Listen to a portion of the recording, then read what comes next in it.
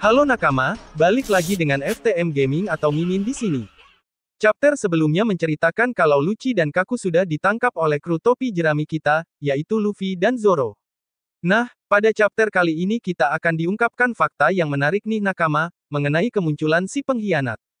Pada chapter 1075 ini kita dikasih satu poin yang sangat menarik. Bahwasanya ternyata Gorosei tertarik dengan Vegapunk, lebih tepatnya kejeniusannya itu. Artinya yang merekrut Vegapunk adalah Gorosei itu sendiri. Sebab dari itulah mengapa Vegapunk bisa mengambil banyak sumber daya dari Angkatan Laut, alasan inilah mengapa dia tidak mau bergabung kepada pasukan revolusi, dengan fakta ini juga memberitahu kita kalau Vegapunk mau bergabung dengan pemerintahan, karena mereka juga mengetahui tentang abad kekosongan, atau dalam kata lainnya kita bisa mengatakan dengan bergabung bersama pemerintah dunia dia bisa mengetahui informasi sejarah kuno dan juga bisa mengembangkan penelitiannya itu. Itu adalah dua hal yang tidak bisa ditolak oleh Vegapunk. Sekarang kita lanjut pada bab pertama. Setelah kemarin terjadi ledakan besar di satu sisi, Saka kemudian menghubungi Denden Mushi untuk menemukan menara C. Saat melihat area itu terkejutnya ada bayangan aneh sedang merusak CCTV. Sontak saja hal itu membuat Saka sangat terkejut dan bertanya siapa dia sebenarnya.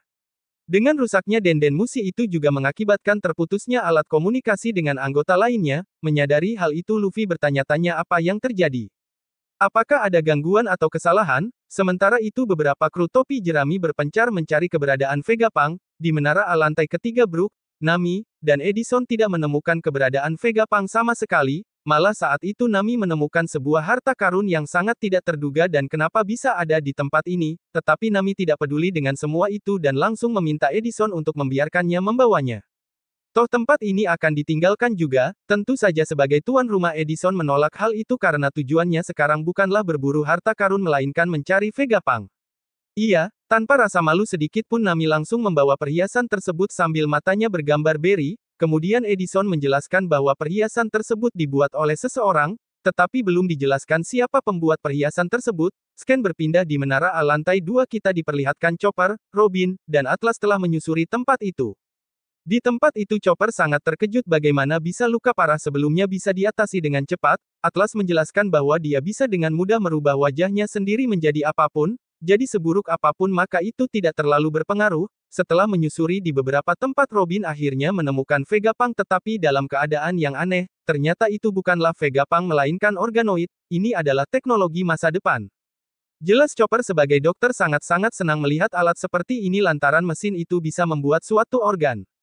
Berpindah ke menara A lantai 2. Luffy yang baru datang menanyakan apa yang terjadi dengan alat komunikasi. Saat itu Saka mencoba menghubungi Edison tetapi tidak ada jawaban sama sekali. Kemudian saat mencoba menghubungi sekali lagi tiba-tiba saja CCTV yang berada di ruangan lab mati satu persatu. Sehingga dari situ Saka beranggapan apakah ada orang lain di sebelah lab ini. Tepat sekali dengan adanya kondisi seperti ini mereka tidak bisa berbuat apa-apa lagi. Lantaran semua monitor sudah dipegang oleh si pengkhianat. Selanjutnya pada menara B lantai 2 kita dilihatkan Sanji, Jinbe, dan Stussy sedang menelusuri tempat tersebut, tetapi tampaknya tidak ada petunjuk sama sekali. Terlihat Sanji sangat antusias dalam pencarian ini karena dia bisa bersama dengan Stussy. Sebaliknya Jinbe merasa keheranan karena lab ini benar-benar besar. Stussy memberitahunya bahwa ini adalah lantai pabrik senjata. Dia meminta Sanji dan Jinbe untuk tidak merusak benda di sekitar sini, sedangkan di samping kiri menara C di lantai 3 Franky, Usopp, dan Lilith sedang bersemangat mencari keberadaan dari Vegapunk. Dalam perjalanannya kali ini Lilith membawa senjata gelembung, ini adalah senapan gelembung terkuat yang bisa mementalkan apapun. Jelas mendengar hal itu Usopp langsung shock dan kaget bagaimana tidak senjata biasa ini lebih kuat daripada kelihatannya. Akhirnya mereka sampai pada suatu ruangan yang banyak asap. Kemudian Usopp dan lainnya langsung pergi ke arah sana untuk memastikan ada korban atau tidak. Saat melihatnya dari dekat benar di sana ada korban. Seketika itu Lily langsung mendatangi orang tersebut. Dan ternyata orang yang terkena ledakan tersebut adalah Pythagoras. Buruknya di sini kepala dari Pythagoras sampai hilang. Lalu Usopp dan Franky yang melihat hal itu pun sangat terkejut bagaimana bisa hal ini terjadi. Namun ternyata Pythagoras masih hidup, dia langsung mendatangi semuanya untuk memberitahukan tentang kondisinya. Seketika Usopp langsung menodongkan ketapelnya namun ternyata itu adalah kepala Pythagoras yang memiliki kaki. Pythagoras menjelaskan ledakan ini bukan berasal dari musuh, menurutnya ini adalah kesalahan sistem yang bisa mengakibatkan seperti ini, karena dia tidak melihat sama sekali jejak seseorang lalu Pythagoras bertanya di mana York, Sementara itu York sedang mendekati S-Snake untuk memintanya menunggu di luar karena di sini masalah sudah selesai, namun di luar dugaan tiba-tiba saja S-Snake menggunakan kekuatan Mero-Meronya untuk membuat York menjadi batu. Benar sekali tanpa merasa curiga sekalipun York akhirnya diubah menjadi batu, semua yang melihatnya merasa kebingungan. Bukankah sekarang Seraphim sudah dikendalikan oleh Vegapunk? Lantas kenapa S-Snake bisa menyerang Vegapunk sendiri? Lalu siapa orang yang mengendalikan Seraphim? Seharusnya tidak ada lagi yang memiliki otoritas lebih tinggi di pulau ini daripada Vegapunk. Jadi bila kita simpulkan dengan akhir chapter kemarin berarti Seinjay Garcia Saturn sudah sampai ke pulau ini dan mengendalikan Seraphim. Lantaran hanya Grosei saja yang memiliki otoritas lebih tinggi daripada Vegapunk, sebab dari itulah Vegapunk kloningan tidak akan bisa mengendalikan Seraphim. Dalam kondisi yang buruk itu Lilith baru menyadari kalau komunikasi tidak bisa digunakan, jadi artinya untuk menghentikan Seraphim ini mereka harus bertarung, ini akan menjadi pertarungan yang sangat sial karena jika mereka berempat bisa mengalahkan Seraphim ini, sudah pasti untuk membuat Seraphim ini membutuhkan modal yang besar. Apalagi model Seraphim ini sudah dibuat sangat sempurna dan sangat kuat, pasti akan sangat sulit untuk bisa mengalahkannya. Adegan berpindah ke menara A di ruang komando, saat itu Zoro, Luffy, dan Sokka dikejutkan dengan adanya S-Bar, dan S-Hawk yang mulai menyerang CP0. Di sini Sokka baru menyadari kalau perintahnya itu tidak bisa digunakan. Untungnya Zoro dan Luffy dengan sigap menghindari serangan itu. Akibat ledakan besar oleh es berakhirnya Lucci dan Kaku terbangun. Mereka berdua meminta Zoro dan Luffy untuk melepaskan borgol batu laut ini. Kaku meminta Zoro untuk melupakan dendam masa lalu yang terpenting sekarang adalah mengatasi para Seraphim itu. Menurut Lucci sebaiknya mereka bekerja sama dulu untuk sesaat. Sampai bisa mengalahkan Seraphim ini, dengan membuka borgol itu Lucci dan Kaku bisa menahan dua Seraphim tersebut. Ini adalah solusi yang bagus untuk kelompok topi jerami.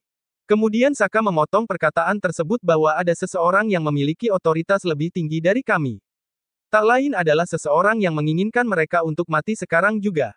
Sedangkan Luffy dan Zoro yang mendengar tawaran dari Lucci mengeluarkan muka seperti Oden yang menolak tawaran. Yang rasanya sangat menjijikan sekali, di sini kita tahu bahwa Luffy dan lainnya dalam kondisi yang sangat buruk, buruknya lagi mereka tidak mengetahui siapa pengkhianat dan orang yang mengendalikan Seraphim sekarang, dan di sini kita ketahui bahwa Sein Saturn sudah tiba di pulau ini, dan menyuruh seluruh Seraphim untuk membunuh Vegapunk dan kelompok topi jerami termasuk CP0. Nah, kenapa CP0 juga harus dibunuh?